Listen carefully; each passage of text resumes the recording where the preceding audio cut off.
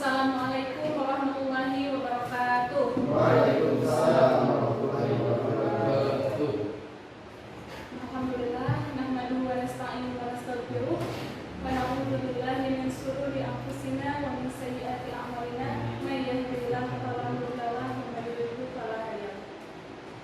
Alhamdulillah, puji serta syukur kita panjatkan kepada Allah Subhanahu wa taala yang mana atas ridhonya kita dapat berkumpul dalam acara diseminasi aksi nyata modul 1.4 budaya positif oleh Bapak Asep SPD SMPIT Ibadul Rahman Tasikmalaya CGP Angkatan 9. Terima kasih atas waktu yang diluangkan oleh ustaz-ustazah semua pada siang hari ini. Mudah-mudahan apa yang akan disampaikan oleh Pak Asep kita dapat mengambil pelajaran dan dapat mengaplikasikan di proses pembelajaran yang akan kita hadapi nanti. Mungkin untuk mengefisiensikan waktu, kita langsung saja simak paparan dari Pak Asep. Kepada Pak Asep SPD dipersilakan. Terima kasih Bu ya. Assalamualaikum warahmatullahi wabarakatuh. Waalaikumsalam warahmatullahi wabarakatuh. Alhamdulillahirabbil alamin. Wa bihi nasta'inu ala umuri wassalatu wassalamu ala asyrofil anbiya'i wal mursalin wa ala alihi washabbihi ajmain amma ba'du. Salam guru baik, guru terbaik dan salam bahagia bagi semua.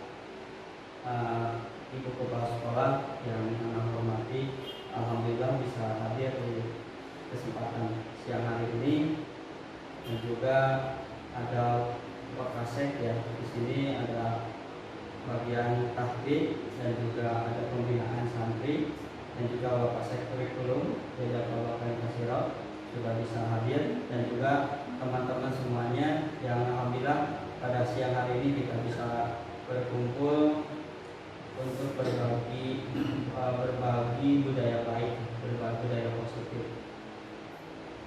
Selanjutnya sholawat salam kita curahkan kepada Nabi kita yakni Nabi Nabi Muhammad sallallahu alaihi wasallam, dan tak lupa kepada sahabatnya, tabiatnya, dan mudah-mudahan kita termasuk amin.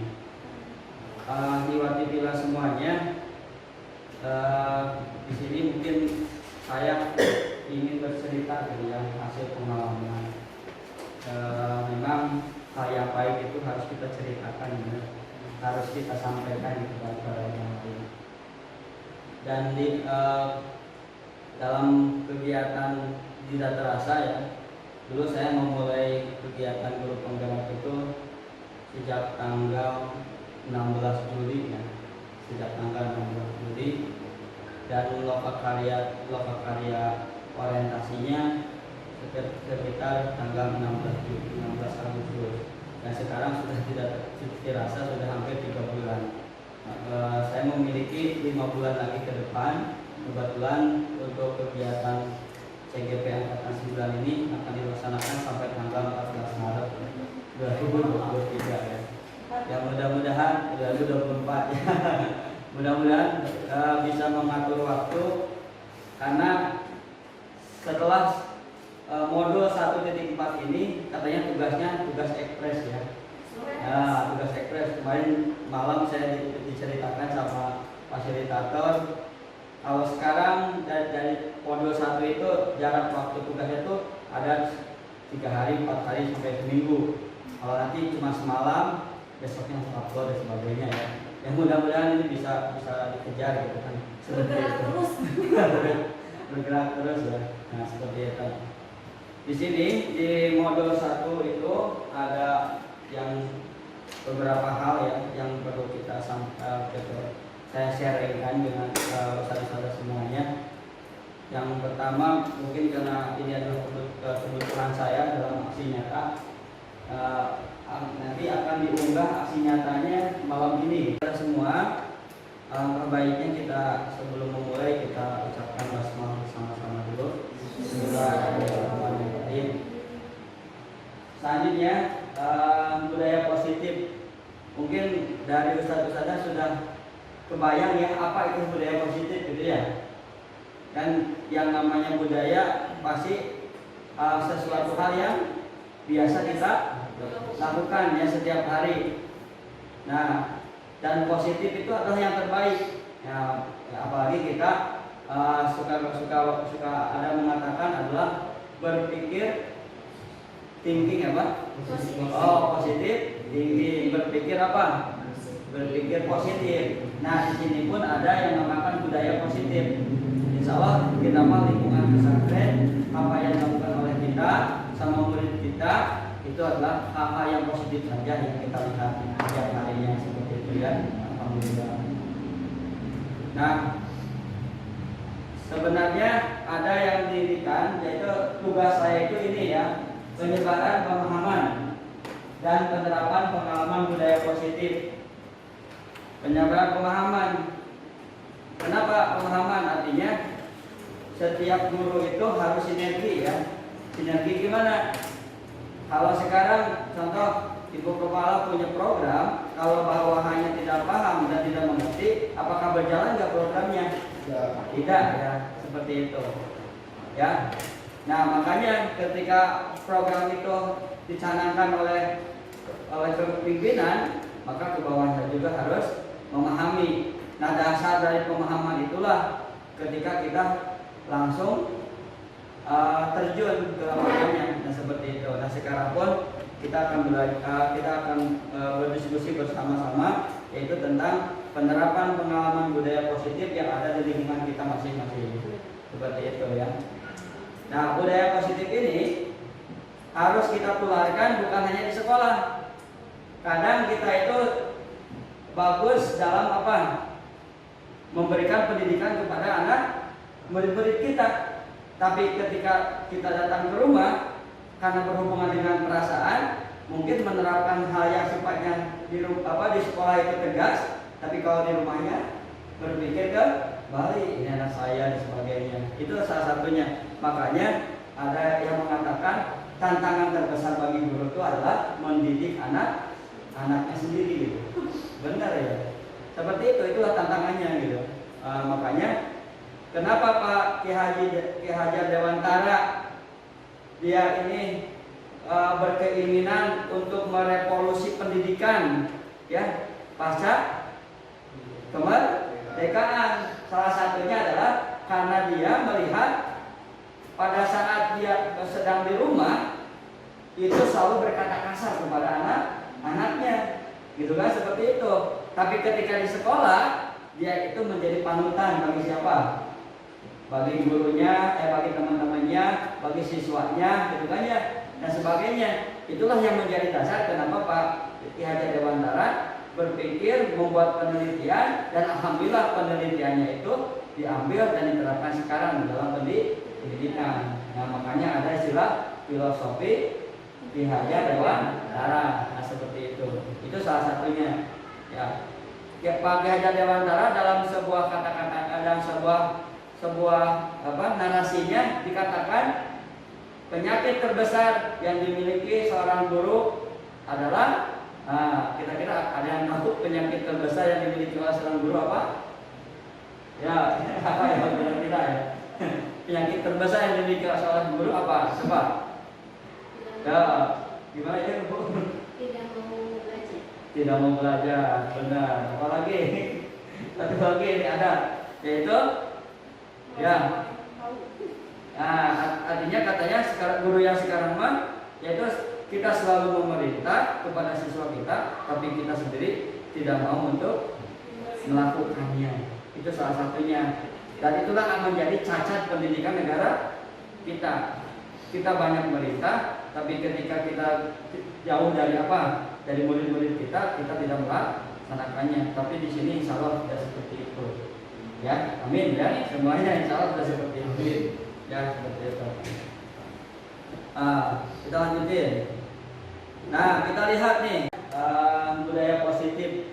Mungkin dari ustadz-ustadznya sudah kebayang ya apa itu budaya positif gitu ya. Dan yang namanya budaya pasti sesuatu hal yang biasa kita lakukan ya setiap hari. Nah, dan positif itu adalah yang terbaik. Ya, apalagi kita suka ada mengatakan adalah berpikir thinking apa? Oh, positif thinking, berpikir apa? Berpikir positif. Nah, di sini pun ada yang mengatakan budaya positif. Insya Allah kita mah lingkungan pesantren, apa yang dilakukan oleh kita sama murid kita itu adalah hal-hal yang positif saja yang kita lihat setiap harinya seperti itu ya. Alhamdulillah. Nah, sebenarnya ada yang didirikan, yaitu tugas saya itu ini ya, penyebaran pemahaman dan penerapan pengalaman budaya positif. Penyebaran pemahaman. Kenapa pemahaman? Artinya setiap guru itu harus sinergi ya. Sinergi gimana? Kalau sekarang contoh ibu kepala punya program, kalau bawahannya tidak paham dan tidak mengerti, apakah berjalan nggak programnya? Tidak ya, seperti itu. Ya.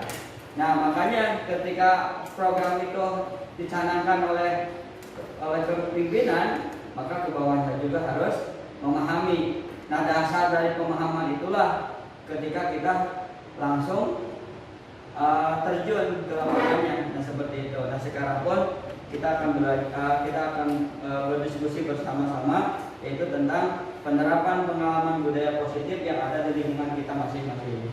Seperti itu ya. Nah, budaya positif ini harus kita tularkan bukan hanya di sekolah. Kadang kita itu bagus dalam apa? Memberikan pendidikan kepada anak murid-murid kita.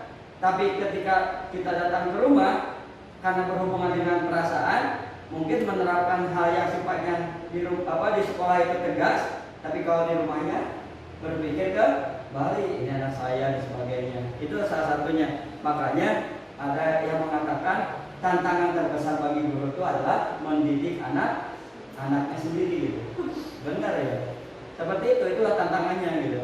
Makanya kenapa Pak Ki Haji Dewantara dia ini berkeinginan untuk merevolusi pendidikan ya pasca kemerdekaan. Salah satunya adalah karena dia melihat pada saat dia sedang di rumah itu selalu berkata kasar kepada anaknya, gitu kan, seperti itu.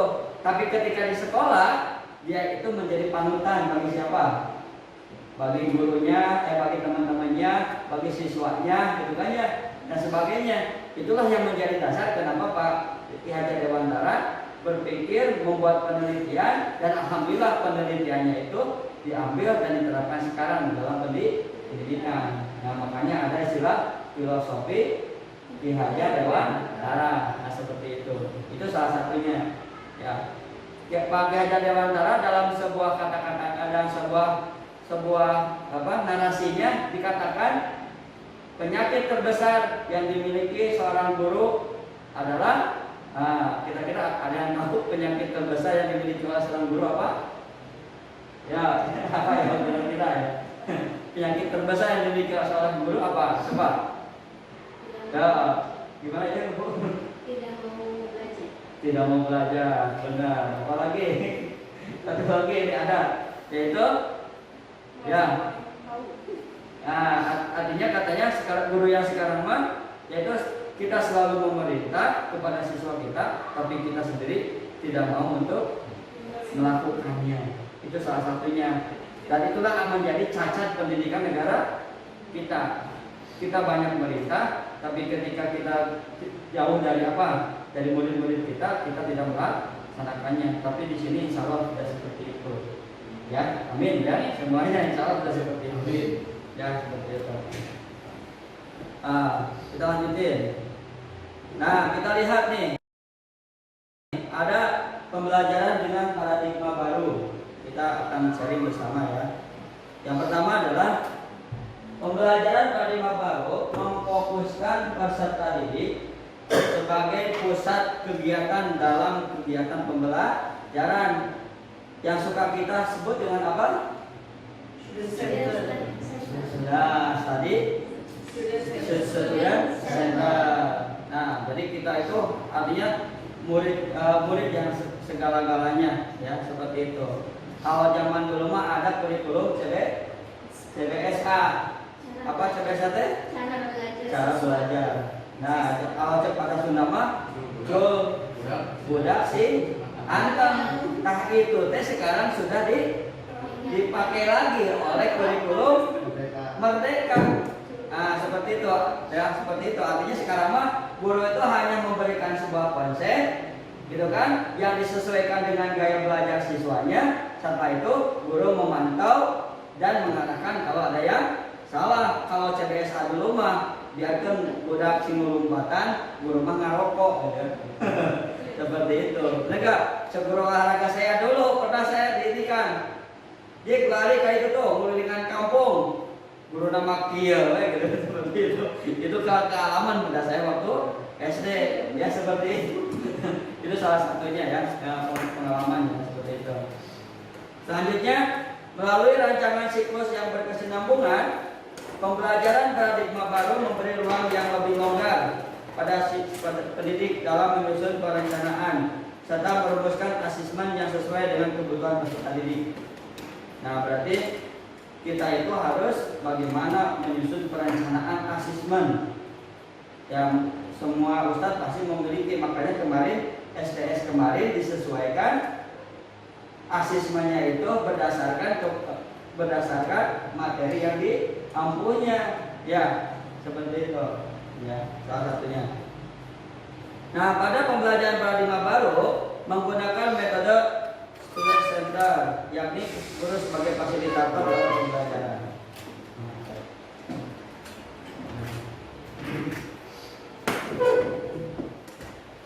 Ya, kita lanjutin ya. Nah, kita lihat.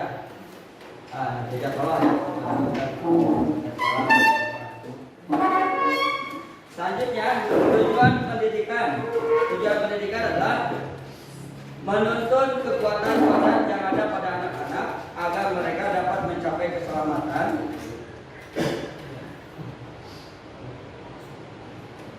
mencapai keselamatan dan kebahagiaan yang setinggi-tingginya, ya, baik sebagai manusia atau sebagai anggota masyarakat. Jadi tujuan pendidikan itu bukan bagaimana guru yang pintar, tapi di sana guru yang pintar atau yang paham bagaimana mengantarkan anak-anaknya untuk bahagia. Gitu kan ya? Untuk bahagia. Kenapa harus bahagia? Karena di sekolah mah paling banter lamanya cuma 6 tahun, tapi 25 tahun yang akan datang mereka akan lama di mana? Di masyarakat. Jadi bagaimana nanti di sekolah dia bahagia, ketika di masyarakat pun bahagia. Bagaimana cara agar di masyarakat bahagia? Diajarkan dari sekarang bagaimana agar cara hidupnya di masyarakat. Alhamdulillah mungkin di kita mah ada program apa? P2M. Nah, ya di sekolah lain mah nggak ada gini deh. Ya, saya lihat dari program. Makanya ketika program-program Ibadur Rahman disampaikan kepada guru, kepada teman-teman saya, mereka itu tercengang itu gimana? Ini biayanya dari mana katanya? Ya, saya nyampein action saja bisa melaksanakan kegiatan besar tanpa ada uang pendaftaran. Gimana caranya? Negeri gak akan bisa ada itu. Terus ada P2M, saya kemarin disampaikan cara-caranya dan sebagainya. P2M mereka pun sama. Wah, kumaha cenah di SMK 2 yang dimasak siswanya itu 4.500. Kumaha melaksanakan apanya? P2M-nya. Gitu lah seperti itu. SMK 1 kebetulan ada Bu Ai ya, Bu Ai Siti Nurhasana.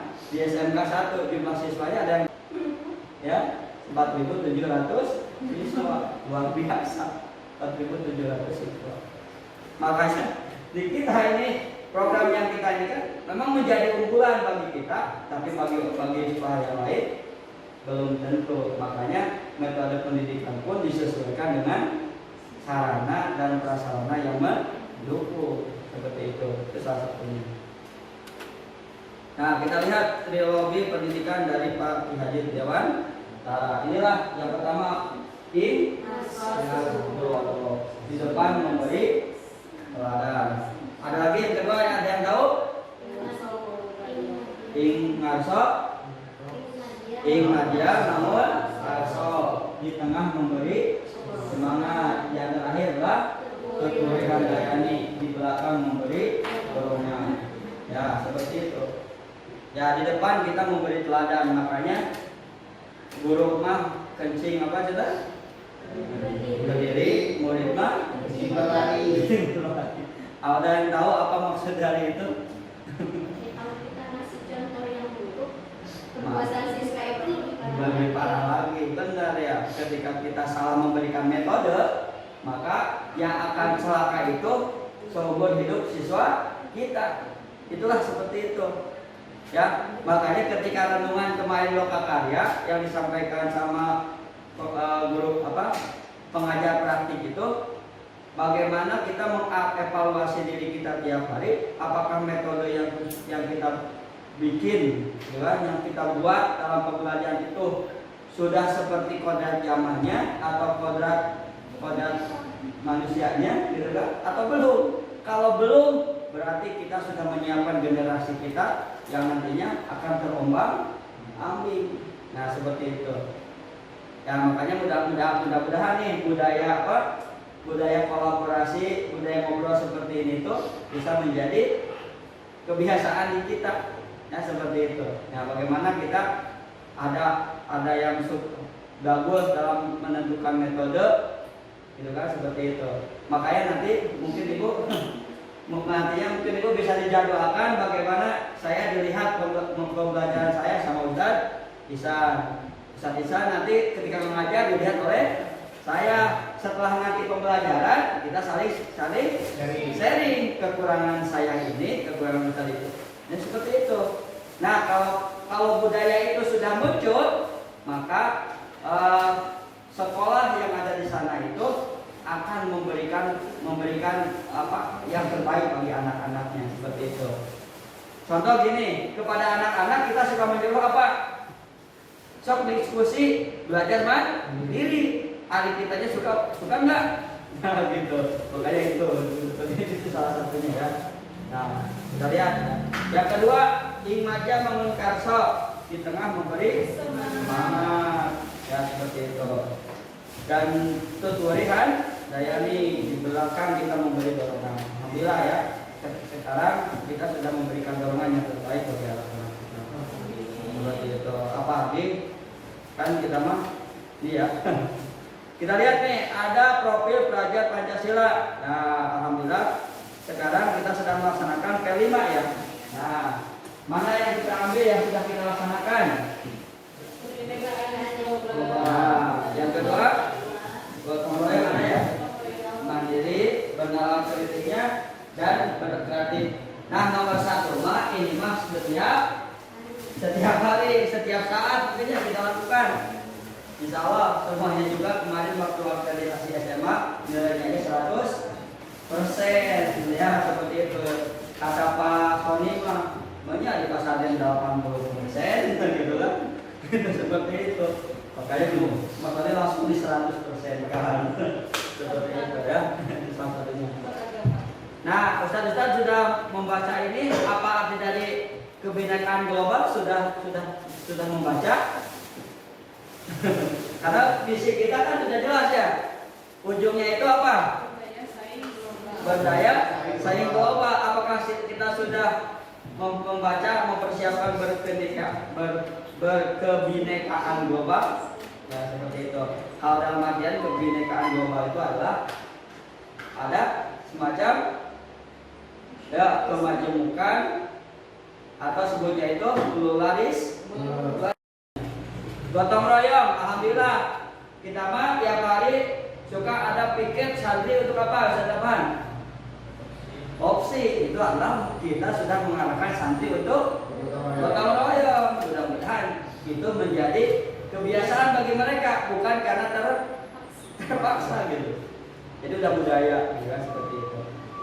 Mandiri, Ya kita mah alhamdulillah sudah sangat mandiri. Orang tuanya pun tidak ada di mana, di pesantren, berarti sudah mandirinya luar biasa gitu kan ya. Bernalar kritis, gimana cara bernalar kritis di siswa? Ya, salah satunya santri sekarang sedang melaksanakan apa? MPK. Itu mengajarkan kepada santri bernalar kritis, bagaimana dia melihat calon pemimpin untuk mereka sendiri. Berarti sudah ada wawasan bernalar kritis. Seperti itu. Dan kreatif, banyak ya hasil kreatif siswa. Setiap di kegiatan luar biasa. Kita buka keranjang mah, mereka itu kreativitasnya sangat luar biasa. Seperti itu. Nah, berarti profil pelajar Pancasila itu sebenarnya sudah kita lakukan. Ya, cuma kekurangan kita apa? Administrasi. Nanti kita belajar ke ibu ya. Nah, seperti itu. Tadi ibu diseminasi bagaimana cara mengadministrasikan berbagai kegiatan. Seperti itu ya. Seperti itu. Kita lihat di sini fisiknya. Ada yang tahu visi SMP TI Bajul Rahman? Sebelumnya kan Tasikmalaya ya. Oh, Tasikmalaya ya. Nah, inilah ya. Apa cina? Menyiapkan generasi rohani yang beradab Islami, berkarakter dan berwawasan global. Coba ketika kita melihat dari profil Pancasila, apakah sudah masuk semuanya di sini? Sudah ya. Kan kemarin kita sudah bahas ya. Seperti itu udah semua. Nah, seperti itu. Generasi rohaninya ada di bagian apa? Bertakwanya, ya. Terus beradab Islami, berkebinekaan global itu bisa masuk ke sana ya. Nah, alhamdulillah ya. Masih banyak Ustaz, ada 40 slide ini. Kita lihat. Nah, kita memimpikan murid yang seperti apa? Ya, sebelum mengajar, contoh gini, saya tanya ke Ustaz undang. Ustaz, pesantren ini Ustaz memimpikan murid yang seperti apa, Ustaz? Solihah. Ya, solihah. Terus apa lagi, Ustaz? Yang berwawasan luas, Islami, beribadah. Nah, seperti itu ya tadi ya. Banyak ya. Dan yakin nggak dengan yang sekarang terjadi di siswa, kita percaya bahwa murid kita adalah yang solihah? Yakin nggak? Yakin. Bernalar kritis? Ya, yakin. Berdisiplin? Disiplin anak kita itu ya. Nah, kita cek apa yang diusahakan oleh kita yang utama di sekolah. Nah, ada 3 keunggulan. Yang pertama keunggulan kita tahfidz, yang kedua sains, yang ketiga bahasa PPI. Nah, seperti itu. Ya, pembinaan ini semuanya. Kita lanjutin. Nah, inilah masuk ke materi intinya Ustaz, yaitu tentang apa? Budaya positif. Sebelumnya mengerti. Kita lihat budaya positif. Saya akan menyampaikan budaya positif itu ada 5. Yang pertama adalah disiplin positif. Yang kedua adalah motivasi perilaku manusia. Yang ketiga posisi kontrol guru. Yang keempat keyakinan kelas. Dan yang kelima adalah restitusi segitiga. Nah, yang kelima nanti kita akan bahas secara lebih jelas ya, karena ini bagaimana cara kita menyelesaikan permasalahan di santri ya, seperti itu. Kita lihat ya. Nah, kita lihat nih. Ada disiplin positif. Disiplin positif ini disiplin dari yang memiliki motivasi internal. Tujuan dari penerapan disiplin diri agar terbentuk murid-murid yang berkarakter, berdisiplin, santun, juga bertanggung jawab, dan merupakan pembelajaran sepanjang hayat dengan standar kompetensi lulusan yang lihat. Jadi inilah yang dimaksud dengan tujuan disiplin positif. Jadi kita berharap ya berkeinginan, murid-murid kita itu berkarakter. Contoh, Ustadz Galang punya santri berapa di asrama? 19. Karakter santri yang 19 sama atau tidak? Tapi adakah yang diinginkan oleh Ustadz Galang itu santri itu pengen sama yang diinginkan oleh Ustadz Galang? Apa contohnya? Disiplin dalam waktu. Maka Ustadz Galang membuat aturan apa? Aturan waktu ya di asrama. Makan harus jam berapa, Ustaz? Jam 6. Sholat harus waktu. Nah, seperti itu. Itu salah satunya ya. Jadi kita tuh ingin karakter kita, apalagi kalau kelas 7B. Kelas 7B itu ya, kita itu harus keras apanya? Suaranya, karena apa? Karena banyak perannya. Ya, apalagi kalau ada satu yang sudah menangis, ya, yang satu sudah tidur, yang satu sudah apa? Sudah tidak fokus. Tuh bagaimana caranya? Nah, makanya kita tentukan sebelum pembelajaran kita itu, kita tentukan karakter apa yang akan kita bangun dari pembelajaran kita. Seperti itu. Maka di RPP ada nih karakter yang ingin dibangun. Nah, contohnya disiplin. Nah, disiplinnya kita berikan apa? Diberikan semacam indikator. Disiplinnya apa? Oh, berarti dia tepat waktu, bajunya tidak dikeluarkan. Ya, terus apa lagi? Ketika belajar tidak tidur. Nah, itu kan indikator di sana. Kalau sudah seperti itu, ketika kita pulang sekolah, kita langsung apa? Contreng. Sebelumnya kita diskusi dulu lah di sini sambil nunggu Ustaz tadi dan video. Oke, kita diskusi dulu. Sudah kita? Udah. Oke. Ya, diskusi dulu. Contohnya gini nih. Kan kita kebiasaan santri itu kalau di budaya santri maju ke atas dan keburukan. Contohnya, waktu sekarang menunjukkan 10 menit lagi untuk masuk masjid. Cik, menurut dalam bidang pendidikan apakah itu baik atau tidak?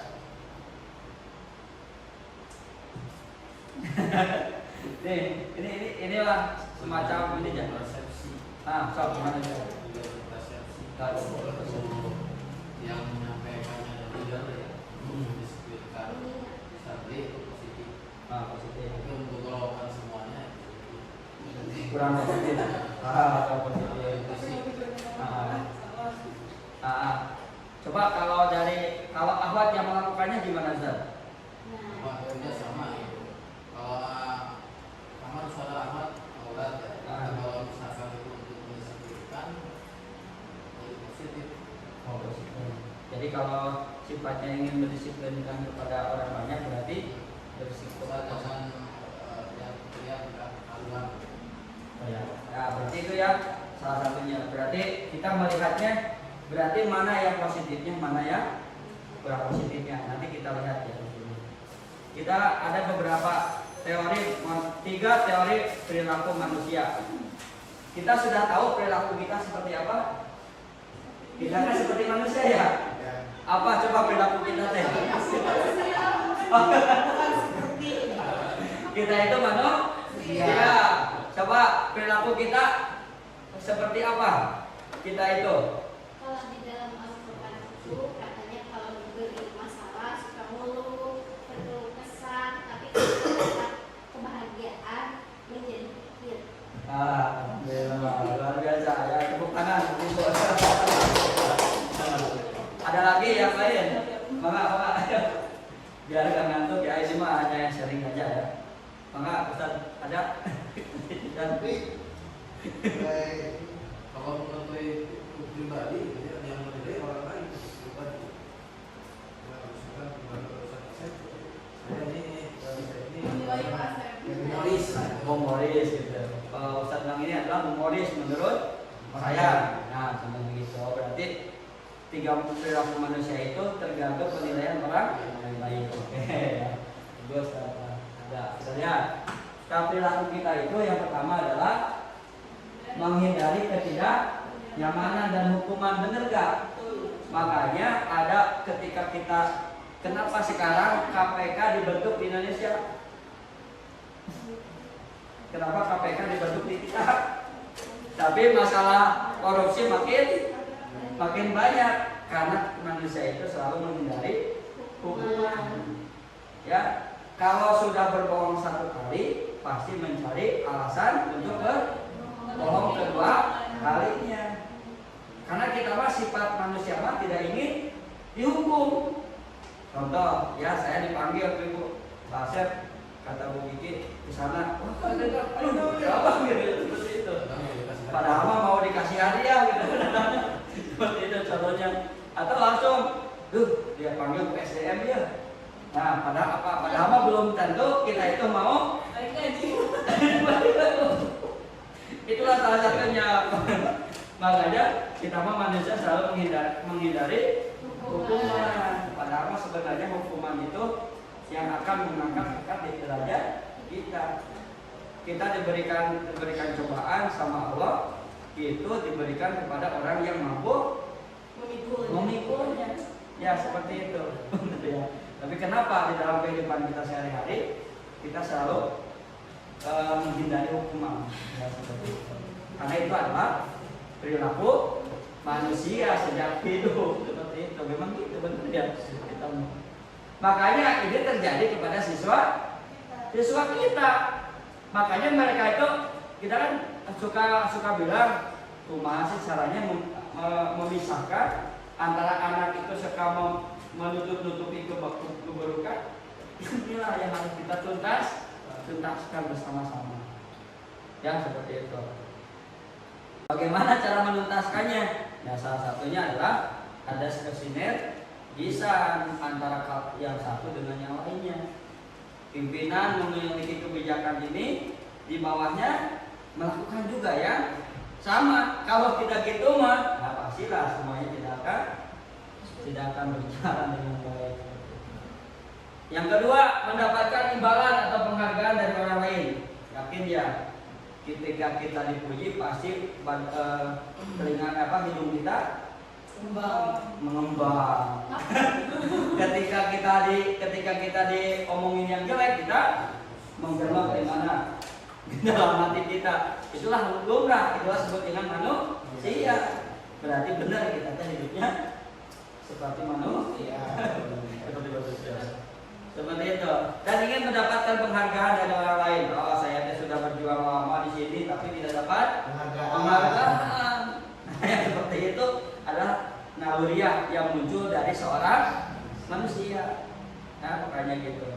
Makanya ketika di kelas, contoh ya, saya kemarin ada santri di kelas 8B, IPS-nya itu STS itu 99 nilainya itu. Saya nggak dikasih apa-apa, cuman berdiri dianya. Setelah itu saya dikangkalungkan permen 10. Dia merasa bangga, ingin dipoto dan dikirimkan kepada orang lain. Berarti kita mah lebih baik berikan penghargaan kepada anak-anak meskipun dalam hal yang kecil, memuji gitu. Seperti itu. Ya. Nah, kelihatan dari paroman wajahnya juga ketika kita disentak, ya, kalau disentak anak itu kalau melakukan kesalahan dia akan makin apa? Makin dol. Seperti itu. Nah, itu salah satunya. Kita lihat nih perbedaan hukuman, konsekuensi dan restitusi. Maka Ustaz mungkin bisa dibaca dulu lah sebentar ya. Kita lihat nih, IPA kurang menguasai pembelajaran matematika, sehingga pada saat pembelajaran tersebut berlangsung, dia lebih banyak berdiam diri dan menggambar di buku pelajarannya. Pada saat guru matematikanya Faseno menanyakan pertanyaan, IPA menjadi gugup dan tidak sengaja menjatuhkan tasnya di kursi, serta tiba-tiba menjadi gagap pada saat berupaya menjawab. jawab. Seluruh kelas pun tertawa melihat perilaku IPA yang bicara gagap dan terkejut tersebut. Pak Seno pada saat itu membiarkan teman-teman IPA menertawakan IPA yang tergagap dan malu luar biasa, dan malah meminta IPA maju ke depan dan berdiri di depan kelas sambil menunjuk hidungnya karena tidak bisa menjawab pertanyaan Pak Seno. Kelas semakin gaduh dan anak-anak pun tertawa melihat IPA di depan kelas memegang ujung hidungnya. Ya, kira-kira ini pernah nggak terjadi di kita? Pernah nggak? Enggak ya, insya Allah ya. Oh, pernah mengalami. Oh, gimana Ustaz peristiwanya dulu? Peristiwanya, Nah, ya itu ada teman saya ngobrol gitu kan, tidak fokus dalam pelajaran. Mungkin karena anaknya itu tidak suka gitu dalam pelajaran ya. Tapi ketika ya hampir dengan sama dengan sini, ketika ditanya, ya dia tidak bisa, dia disuruh ke depan, terus dia minta masuk gurunya di depan. Ya. jadi ditertawakan ya. Ya. Ditertawakan. Nah, pernah mengalami mungkin Ustaz? Saya juga dulu pernah waktu SD kan saya mah kalau ada guru matematika pasti nyumput gitu Ya. Karena saya Pasti mungkin ya. karena saya orangnya kan lapangan saya mah gitu ya. Saya paham lapangan seperti itu. Nah, ini ada yang membedakan. Coba kita lihat. Ini apakah suatu hukuman atau bukan? Hukuman ya. Apakah ini akan memberikan konsekuensi yang baik atau tidak? Ya. Pasti kalau hukumannya dilakukan, konsekuensinya nanti akan apa? Nah, apakah anak mental banyak akan apa? Dong, dan tidak lagi mau belajar matematika. Tidak masuk kelas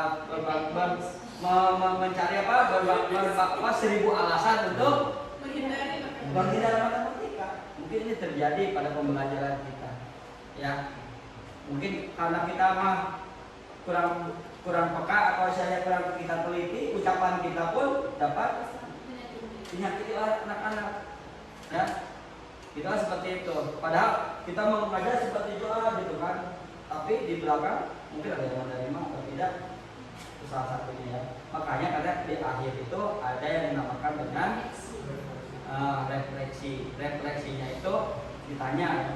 Nanti saya tanyakan videonya ya. Kita lanjut. Nah, hukuman dan konsekuensi kita lihat. Hukuman bersifat tidak terencana atau tiba-tiba, anak atau murid tidak tahu apa yang akan terjadi dan tidak dilibatkan. Hukuman bersifat satu arah dari guru yang memberikan dan murid hanya menerima suatu hukuman melalui kesepakatan atau pengarahan dari pihak guru, baik sebelum atau sesudah. Hukuman yang diberikan bisa berupa fisik maupun psikis. Murid anak disakiti oleh suatu perbuatan atau kata. Ya, jadi hukuman itu perlu gak di sekolah? Perlu gak? Nah, berarti yang hukumannya bagaimana yang harus kita tetapkan. Makanya di awal kita harus membuat kesepakatan kelas. Jadi baiknya mah kesepakatan kelas itu bukan dibuat oleh wali kelas ya, tapi oleh masing-masing gurunya, karena karakter gurunya pun berbeda-beda.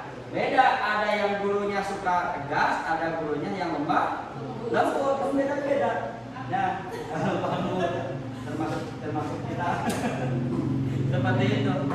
Jadi beda. Jadi kesepakatan kelas itu dibangun oleh gurunya masing-masing. Makanya saya melihat di SD Al Mutakin gitu. Di SD Al Mutakin itu banyak apa? Banyak bor. Ya. Jadi tiap hari itu ada bor karya siswa. Ya, masing-masing pelajaran ada di sana karyanya. Saya tanya ke wali kelas di sana, kebetulan sekelas kemarinnya, Bu itu gimana? Oh, tiap hari kita mau mencabut karya siswa itu. Ditempel langsung itu deh katanya memberikan apresiasi. Jadi karya siswanya diapresiasi. Nah, mungkin ini bisa kita terapkan ya. Ditempel. Nah, mungkin kalau di Al Mutakin mah apa? Kondusif kelasnya ada dikunci. Nah, kita mungkin belum. Kita lanjutkan. Baru 40 menit saja. Konsekuensi sudah terencana. Ini kita lanjutin aja. Nah, sekarang ke sini yang kita baca lebih jelas. Ya. Nah, di sini nih. Restitusi adalah proses kolaboratif yang mengajarkan murid atau mencari solusi untuk masalah dan membantu murid berpikir tentang orang siapa yang mereka inginkan dan bagaimana mereka harus memperlakukan orang tersebut yang lain itu. Kita akan lihat tabel ya. Kita lihat nih. Identitas kelas, identitas gagal.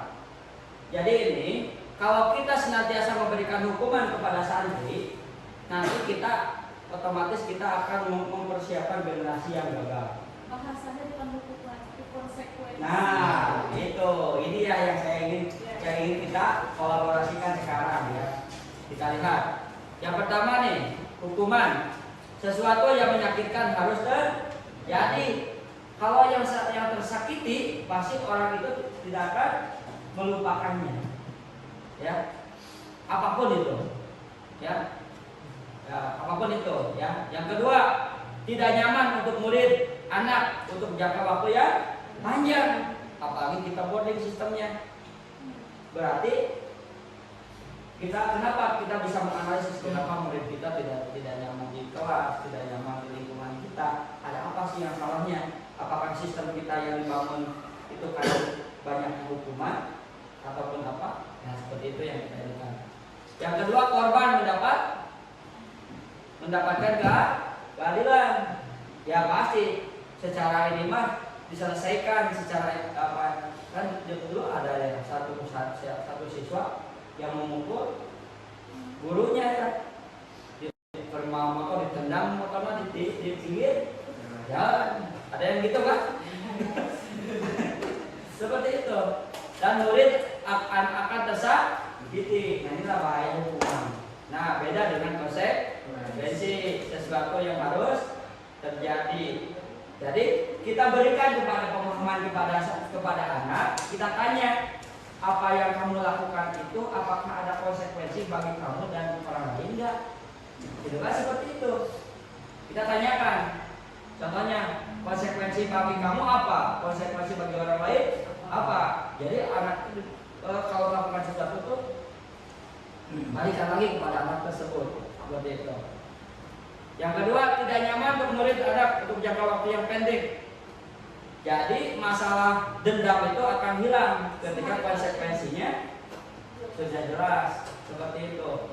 Contoh, ketika kita mengambil keputusan, kamu ini sudah melanggar ini, kamu tahu apa yang akan terjadi kepada kamu kalau kamu melanggar ini. Jabarkan. Oh, kalau dia menjabarkan, oh saya pengen ini. Oh, kamu siap untuk menerima konsekuensi itu? Nah, siap. Nah, kalau itu berarti konsekuensinya hanya diri sendiri. Dan korban bisa diabaikan. Artinya si korban di sini itu artinya akan merasa memaafkan. Bukan seperti itu. Oh, saya itu sudah selesai ini, bukan seperti itu. Murid akan dibuatnya nyaman. Jadi kalau kita membuatnya dengan cara apa yang nyaman, maka murid itu akan merasa yang nyaman. Seperti itu. Dan restitusi, nah berarti ini adalah restitusi merupakan pilihan. Sekarang kamu mau melakukan ini atau tidak? Kalau tidak, kenapa? Kalau iya, kenapa? Dan sebagainya. Ya seperti itu. Ya. Terus menguatkan untuk murid dalam jangka waktu yang panjang. Korban mendapatkan ganti. Ya. Terus murid akan mendapatkan penguatan. Inilah sebut dengan bedanya. Kita lihat ya. Identitas suksesnya. Kita lihat. Hukuman akan terjadi apa tuh? Perilaku pasif dan agresif meningkat. Terus sistem tidak akan berjalan bila murid tidak takut. Kalau kamu tetap ke saya, dia tidak akan berjalan. Berlaku hanya kepada sebuah institusi, tidak berlanjut pada kehidupan nyata. Kalau di TNI mah bisa ini dilakukan, karena di TNI mah sistemnya namanya sistem apa? Otoriter. Namun pimpinannya gitu, ke bawahnya gitu, harus gitu. Seperti itu. Ya, berlaku hanya pada itu, peraturannya adalah kamu harus. Nah, berarti gitu. Artinya namun bahasa ininya mah, bahasa jalan sama kamu teh sudah diberitahu sama saya teh gitu, kunaon kamu teh melakukan yang gitu. Kalau gitu mah itu sebenarnya hukuman. Berarti di sana bakal muncullah sifat dari apa yang dia sifat buruknya, nanti akan ada sifat bilang kesabaran itu ada batasnya. Kalau kesabaran itu ada batasnya, kesananya lagi pasti amarah yang muncul. Benar gak?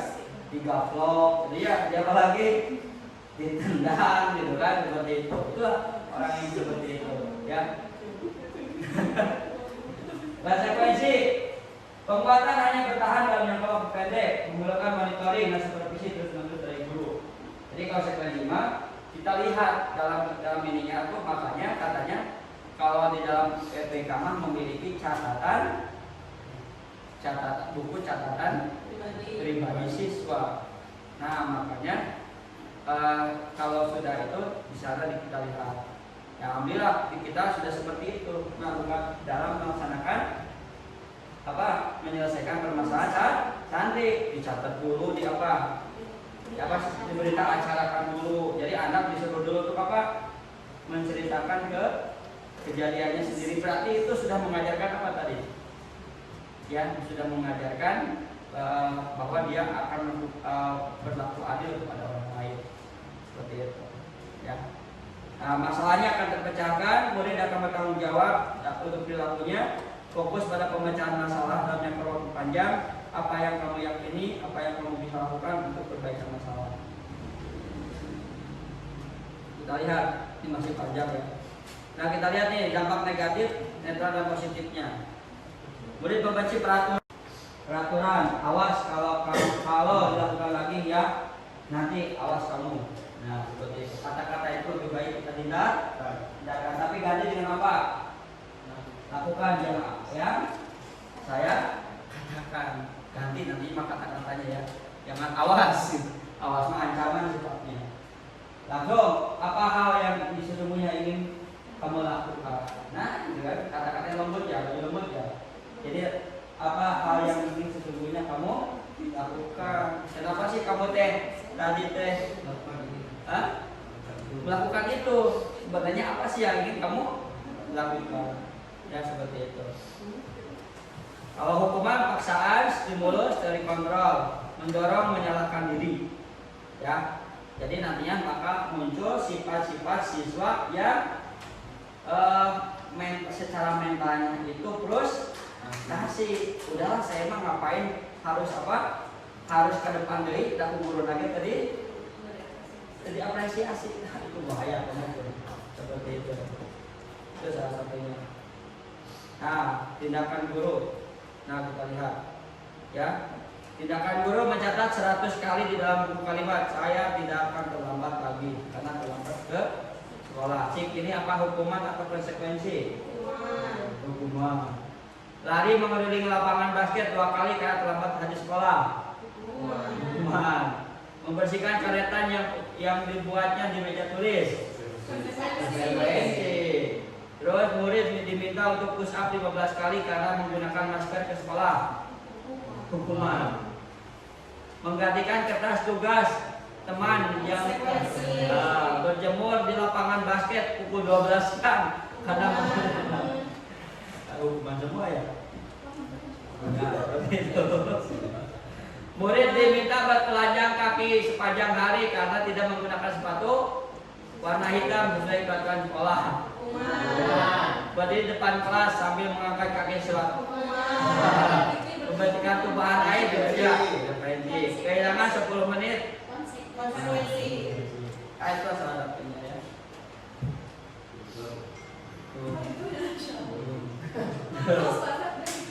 Oke ya, cukup ya. Alhamdulillah. Kita lihat terakhir, yaitu restitusi menanamkan disiplin positif pada anak. Ini baru satu, apa namanya? Budaya positif, disiplin positif. Belum 5 gitu ya, baru satu. Ada berapa positif? Ada 5 budaya positif. Ini baru 1 ya yang kita bahas. Nah, seperti itu. Makanya luar biasa. Kita lihat, restitusi bukan menebus kesalahan, namun belajar dari Kesalahan. Restitusi memperbaiki hubungan. Restitusi tawaran bukan paksaan. Restitusi menuntun untuk melihat ke dalam diri. Restitusi mencari kebutuhan dasar yang mendasari tindakan. Restitusi diri adalah cara yang terbaik. Nah, mudah-mudahan ini pun bisa terjadi di kita ya. Ini seperti itu. Jadi bagaimana nantinya ketika kita melihat ada santri yang yang kita laksanakan itu masih harus kita benahi, ya mudah-mudahan nanti kita bisa benahi bersama-sama ya. Nah, kita lihat nih keyakinan kelas. Nah, budaya yang kedua adalah keyakinan kelas. Keyakinan kelas itu adalah pernyataan universal yang mudah diingat dan dipahami, disepakati bersama dan harus diterapkan oleh semua warga dari ibu kepala dan juga dari teman-teman semuanya. Setelah hasil saya menyampaikan diseminasi ini, tapi ini mohon maaf cuma baru 1 budaya positifnya yang bisa saya sampaikan berhubung waktu ya dan kesempatan. Mudah-mudahan nanti ke depan kita bisa berbagi lagi seperti itu. Terima kasih Pak Asep yang sudah berbagi dengan kita hari ini ya. Subhanallah, kalau misalnya kita punya budaya positif melakukan hal ini gitu ya, yang mungkin minimal atau sebulan sekali gitu ya. Artinya belum tentu kan semua guru itu sudah paham tentang hal ini gitu ya. Dan Pak Asep selaku calon guru penggerak yang punya moto bergerak dan menggerakkan, itu harus benar-benar bisa diaplikasikan gitu ya. Seperti sekarang kan ternyata kita banyak ya dapat manfaat gitu ya, jadi tahu lebih baik menghindarkan hukuman, tapi lebih baik kita melakukan segitiga restitusi tadi. Itu mungkin jadi teruskan perjuangannya, mudah-mudahan nanti sampai Maret itu bisa C-nya hilang ya. Amin. Terima kasih untuk mungkin dari ustaz-ustaz bisa menyampaikan maka di luar saya. Baik. Syukur juga kepada Pak Asep dan segala menyampaikan apa ini. Alhamdulillah menambah wawasan kita dengan kita ya. Terutama tadi itu kait dengan biasa kait dengan hukuman gitu ya. Dengan hukuman tadi mungkin selama ini yang kita lakukan itu lebih pada hukuman gitu ya. Ketika di kelas ya, yang terlambat silakan ke depan baca istighfar gitu. Itu mungkin bagian kepada hukuman gitu ya. Atau disuruh apa gitu. Nah, mungkin mudah-mudahan dengan ilmu tadi yang disampaikan nanti kita bisa lebih menyesuaikan sikap kita terhadap diri kita gitu ya. Jadi tadi mungkin akibat ketika hukuman seperti apa, mudah-mudahan kedepannya santri itu jadi paham gitu ya terhadap kesalahan gitu, dilakukannya gitu, dan bisa berubah gitu. Jadi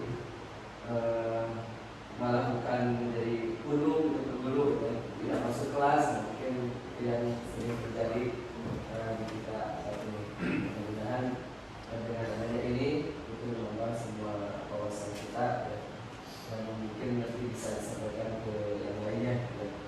Itu mungkin Alhamdulillah.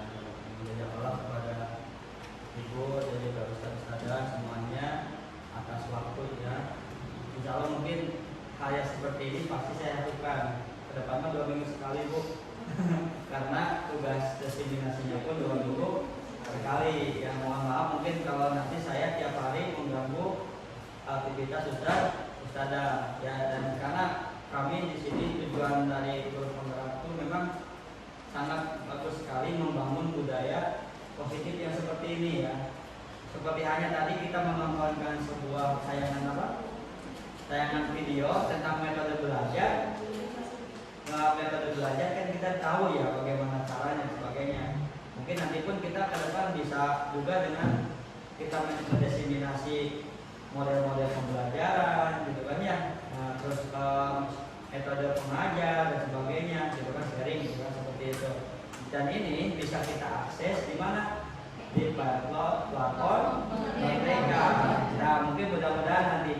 kita menyiapkan waktu 1 minggu atau beberapa hari kita kumpul bersama membuat aksi nyata bareng-bareng. Nah, kita bisa menyelesaikan topik yang ada di platform Merdeka. Apalagi sekarang SMA pun sudah kurikulum Merdeka.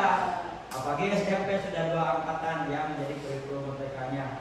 Kemarin saya mengikuti pelatihan 2 hari ya di kan sekarang tuh ada banyak berbagai macam pelatihan yang dilaksanakan oleh BBGP ya. Salah satunya adalah pentingnya sekolah melaksanakan aksi nyata di platform Merdeka. Semakin banyak sertifikatnya, maka sekolah itu nantinya yang akan diangkat menjadi sekolah penggerak. Mudah-mudahan ketika nanti sekolah udah ada guru penggeraknya, sekolah kita menjadi sekolah penggerak seperti itu ya. Kita doakan Bu Agni sedang proses ya. Pak Aceh dulu. Ya, Bu Hana nanti bisa menyusul. Di sini Ustaz Randy, Ustaz Undang juga bisa ikut daftar ya. Semua guru berhak ya, saya juga bisa semuanya. Kita bareng-bareng ya seperti itu. Itu saja saya serahkan kepada Bu Abdi. Wabillahi taufiq wal hidayah. Assalamualaikum warahmatullahi wabarakatuh. Waalaikumsalam warahmatullahi wabarakatuh. Jazakumullah Pak Asep, luar biasa. Kita menambah wawasan yang tadinya siang gitu ya panas, tapi topiknya menarik. Ini menambah wawasan kita sebagai guru, bagaimana sebaiknya di kelas itu bukan menegakkan hukuman, tapi kita harus ada dulu keyakinan kelas. Itu tadi ada dikatakan keyakinan, jadi ada kontrak belajar. Jadi jelas ketika ada pelanggaran itu, baik itu jatuh nanti konsekuensi atau restitusi, yang jelas bukan hukuman yang terjadi itu, agar disiplin positif bisa ditegakkan. Mungkin sudah ini ya, waktunya juga sudah waktunya kita pulang. Mari kita tutup acara diseminasi siang ini dengan hamdalah dan doa kafaratul majlis.